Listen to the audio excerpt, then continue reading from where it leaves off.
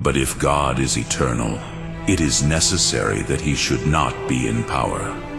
For everything in whose substance power is mingled cannot be according to what it has of power, because what can be cannot be.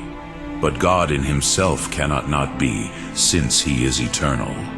Therefore in God there is no power to exist.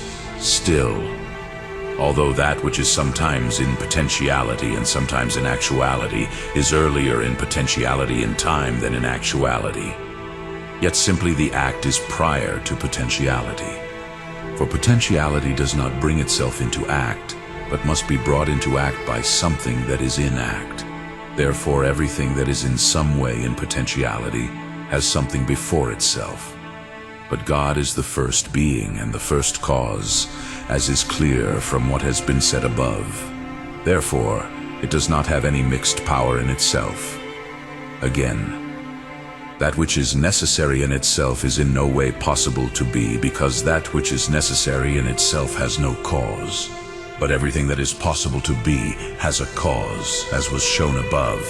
But God is necessary in himself, therefore it is not possible in any way. Therefore nothing of power is found in its substance.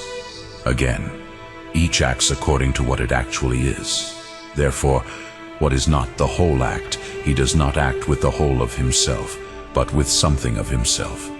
But that which does not act as a whole is not the first agent, for it acts with the participation of something, not through its own essence. Therefore the first agent, which is God, has no mixed power, but is a pure act.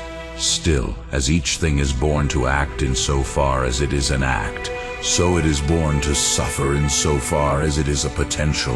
For motion is the act of existing potential, but God is completely impassive and unchangeable, as is clear from what has been said.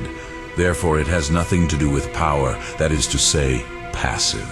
Again, we see that there is something in the world that comes from potential into action, but it does not bring itself from power into act, because what is power is not yet, whence he cannot act.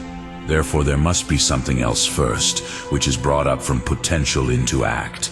And again, if this is the coming out of power into act, something else must be placed before this, by which it is brought back into act.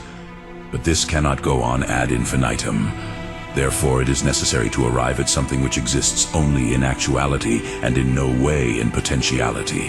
And this we say of God.